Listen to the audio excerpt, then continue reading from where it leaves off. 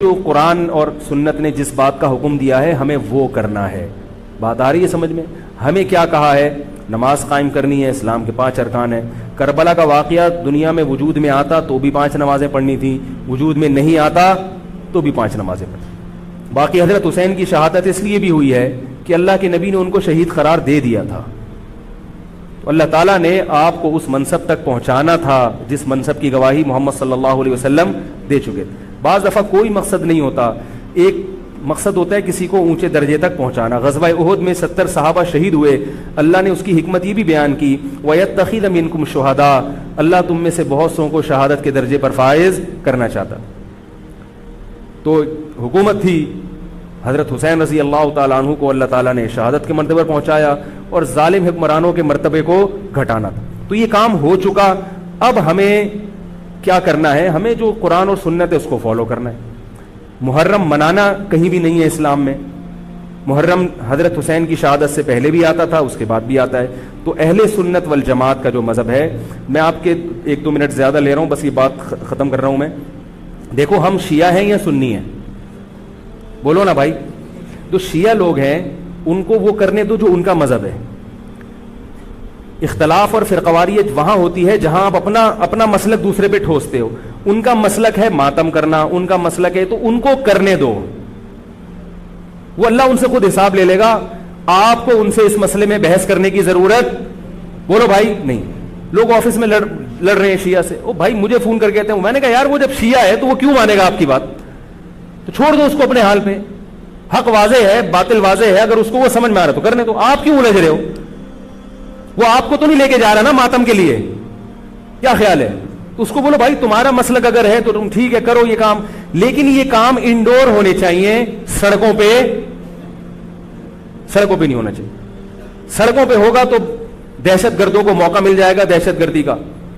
ملک کا امن خراب ہوتا ہے. نہ ربیع الاول کے جلوس سڑک پہ نکلنے چاہیے اور نہ محرم کے جلوس سڑک پہ ہونے چاہیے. انڈور ہو. ربیع الاول میں جس کا مذہب ہے کہ بھئی ہم نے یہ کرنا ہے جلسہ، ٹھیک ہے آپ گھر کے اندر جو مرضی کریں. گھر کے اندر تو کسی کو اجازت نہیں ہے نا گھسنے کی. آپ کوئی ہال لے لیں رینٹ پہ، آپ اس میں کر لیں.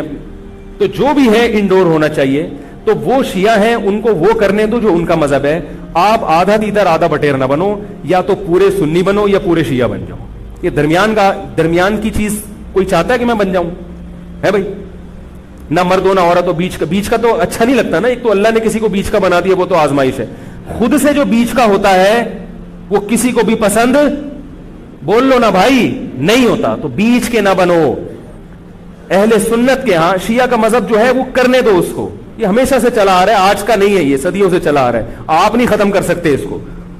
یہ حضرت عیسیٰ علیہ السلام آئیں گے تو امت ایک پر جمع ہوگی. باقی جو شیعہ ہے وہ شیعہ ہے، جو سنی ہے وہ سنی ہے.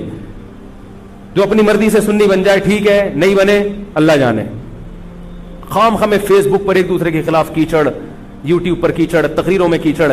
تو میں جو آپ کے سامنے بیٹھا ہوں آپ کو یہ سمجھانے کے لیے کہ آپ ایک فیصلہ کرو، شیعہ ہو یا سنی. اگر سنی ہو تو پھر محرم کی سنی مذہب میں اتنی اہمیت نہیں ہے جتنی ہمارے ہاں بیان کی جاتی.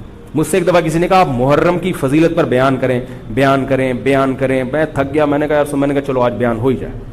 میں نے بیان کیا. میں نے کہا بھائی محرم ان 4 محترم مہینوں میں سے ایک ہے جن میں قتال اور لڑائی جھگڑا منع ہے. بعض علماء کہتے ہیں وہ ان مہینوں کا احترام منسوخ ہو گیا، بعض کہتے ہیں احترام باقی ہے. بہرحال یہ بھی اس میں بھی اختلاف ہے. اور میں نے کہا دوسرا محرم میں جو 10 محرم ہے نبی نے فرمایا کہ اس کا روزہ رمضان کے بعد سب سے زیادہ ثواب. وما علینا الا البلاغ. لوگوں نے کہا یہ کیا ہوا؟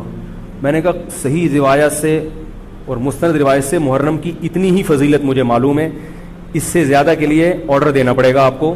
بندے ہیں وہ پیسے لیتے ہیں اور وہ لہک کے چہک کے بیان کرتے ہیں.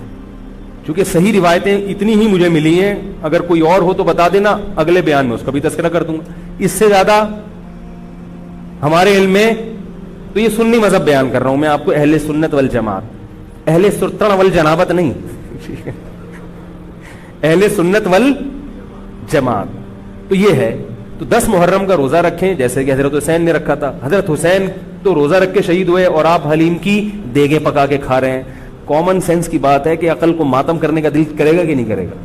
بھائی 10 محرم کا روزہ رکھو، 9 کا ملا لو، 11 کا ملا لو تو اچھا ہے. آج کل علماء کہتے ہیں ایک روزہ بھی رکھ سکتے ہیں کیونکہ یہودیوں سے مشابہت نہیں ہے. بہتر ہے 2 ہی رکھیں, نہیں تو 10 کا بھی رکھ لیں تو بھی غنیمت. تو یہ کام تو ہیں کرنے کے.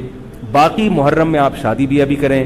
نبی صلی اللہ علیہ وسلم نے اپنی زوجہ سے محرم میں نکاح کیا, حضرت حسن نے محرم میں نکاح کیے, حضرت حسن نے تو بہت شادیاں کی ہیں, محرم میں بھی, سفر میں بھی, ربیع الاول میں بھی.